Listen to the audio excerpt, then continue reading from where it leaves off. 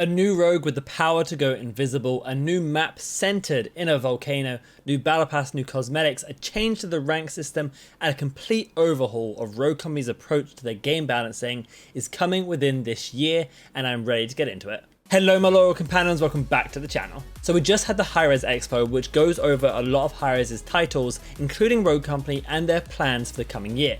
Well, with Rogue Company's plan, we got so much more information about what's going to be coming in year 2 of Rogue Company, a lot of which I touched on in my most recent video going over what I wanted to see from Rogue Company 2022. So I'm very excited to bring to you guys some of the things coming in this next year. As always, if you do go on to enjoy the video, make sure you drop a like and subscribe. For now though, let's get into it.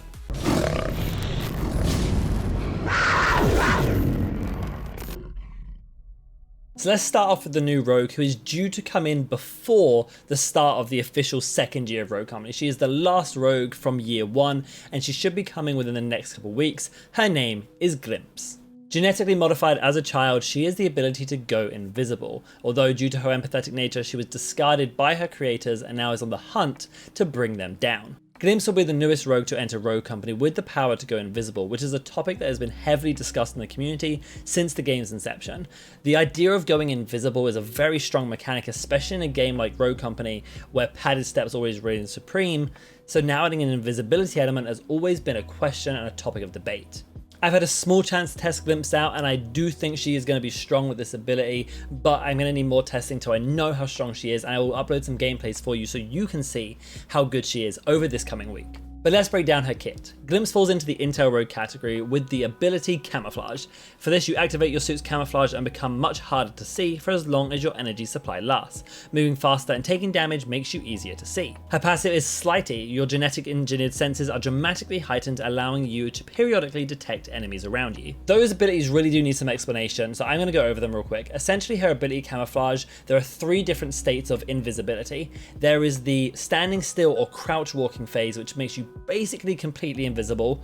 There is the walking stage, which makes you a slight shimmer, and then there's the running or fast movement stage, which really does make you somewhat visible as you're trying to move there. It's kind of easy to see her. Her ability isn't a standard one use. She has an energy meter that goes down when you have the ability to be active, and when you don't, it goes back up. So you can use this throughout different points in the rounds or in different points throughout the game, however you wish. You can go in and out of invisibility as you like, essentially. You just got to let it recharge, and you can't stay invisible the whole game. Her passive basically makes her more aware. When you are close to enemies, it will give you a little symbol that will pop up every couple seconds of exactly where they are. Kind of like a submarine radar is the sound, and it will ping them in which direction they are roughly. It's not an exact "they are right here" reveal, but it will guide you to the direction of your enemies and also tell you how many are near you should you be on a flank or something. I actually really like her concept, and I like the way she was designed. She feels really smooth, she feels really elegant, and as for how strong she is, as I said, I will need to test her out a little bit more before I can really make a decision on that. Looking at her kit then, she has the Nightshade Assault Rifle as one of her primary weapons, and the Night SMG as one of her other primary weapons. Of course, weapon mastery allowing you to use any of the AR or SMG classes that you have mastered. In terms of utility, she has a new smoke grenade called the Pop Smoke, which acts as like an impact smoke. So when you throw it, as soon as it hits the surface, it will instantly pop that smoke. That means you can do it on things like walls and higher cover, which normally a smoke grenade would bounce off of. Her other gadget is a Semtex, very standard as we see across many rogues. Her perks are going to include Nimble Hands and Hunter, Padded Steps and Stalker, and then Life Drain and Track Around in those 3 tiers of perks. I do think this perk set is really strong. Hunter working really well with her kit, as well as Padded Steps and Stalker for those flank plays, and Life Drain of course being great for any sort of character who wants to be in duelist sort of territory. As I said, that's a very brief overview of the new rogue. I will show you more gameplays and talk more about her over this coming week, so you guys get an idea of exactly what this rogue is going to be. Now, whilst Glimpse should be coming in the next couple of weeks, we're going to have to wait a little bit longer for some of these other features, probably till mid-February, when year 2 of Rogue Company will officially launch. And in that is going to be the new map, Meltdown. Rogues. In the heart of the Arctic tundra lies volcanic destruction. This is Meltdown. A geothermal energy plant, this top-secret AI research facility sits atop a dormant volcano. Or so we thought. Jackal has attacked this facility and has sent it to self-destruct, which our source at the base tells us would cause a chain reaction of catastrophic volcanic eruptions all around the world. That's where we come in. As you make your way through this facility, you'll battle both the enemy and the elements. Nestled in the icy tundra, Meltdown's multi-level compound provides ample vantage point to get the drop on your foes. Just hold on tight to those zip lines. The floor is locked. Well, you know. Available across King of the Hill, Team Deathmatch, Demolition, and Strikeout. Get ready to dive into Meltdown with a Year 2 Season 1 update in Rogue Company. That's the only footage we have of the map so far, no actual in-game footage, but apparently it does have a lot of different angles with some close range fights and also some longer over 50-meter sniper range fights for those people who do like to snipe as well. It does look like it's going to be a big map, so I'm interested to see how this is going to work out when it eventually comes into game. With that second year of Rogue Company starting, it will also launch Season 5, which of course brings a whole new Battle Pass, and the cosmetic theme that they're going for is a cyberpunk style. On screen now, you're going to be rolling some of the skins that we have seen in some of the concept art, as well as some other cosmetics that they showcased that should be coming, including some really amazing skins for Switchblade, for Ronin, for Kestrel, and actually one of my personal favorites is going to be this Sigrid skin, which I think looks amazing. Yes, it has a lot of Transformer vibes, but I'm down for it. Now, with the second year of Rogue Company is also coming an overhaul to the rank system that we've known for so long, and I'm so happy about this. These changes seem so good to me and are a lot of what I talked about in my video a couple days ago.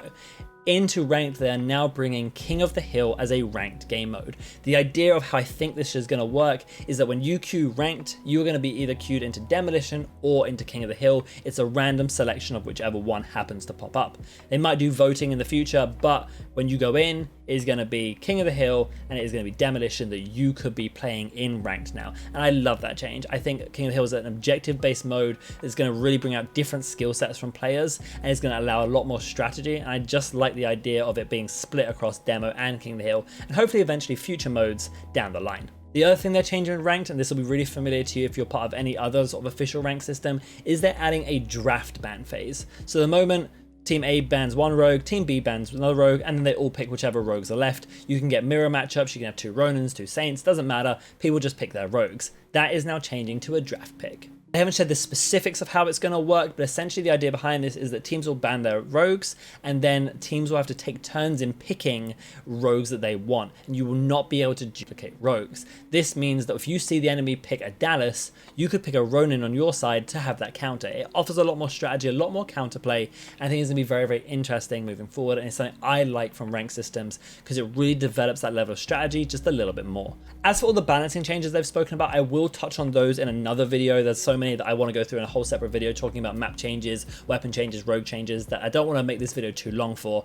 But the last thing I do want to talk about is going to be their new perspective they're looking to focus Rogue Company on, at least in the next couple months, and this is called Project Saint. The developers have listened to everything we said and are taking an active approach to work on balancing changes, work on bug fixes, work on quality of life things, and are putting a hold on a lot of the other projects and developments they have going forward to focus on this quality of life, make Rogue Company a stable game that we can enjoy, and fix a lot of the community concerns that we've spoken about. This Project Saint, honestly, is the exact right thing I wanted for Rogue Company. I wanted them to slow down on their rogues they're bringing out, their maps they're bringing out, their game modes, and instead focus on the community concerns that we've been talking about for so long, and I'm glad they're finally doing this. I want to give a massive props to the developers for listening to us and bringing this in and letting us know this is what they're focusing on. Having an idea of what your developers are focusing on as a content creator makes things much easier to understand where they're going. I don't mind if we don't have another rogue for 2 months, 3 months, as long as we get the game fixed and balanced to a point where it's stable. I am more than happy. I'm sure a lot of you are going to be happy. So if you are happy, let me know in the comments below. Project Saint, there to revive Rogue Company to the state we all want it to be in. Okay then guys, that's going to take us to the end of the video, and if you did enjoy, make sure you drop that like and subscribe. You can also come follow me on twitch.tv/RADTHARGAMING, where over the next few days I will be playing on the public test server to test out this new Rogue Glimpse, and you can get all of these sort of things and features shown to you live over there. All my links are down in the description below, but other than that guys, I hope you have a fantastic day, and as always, remember, be loyal, be brave, be relentless.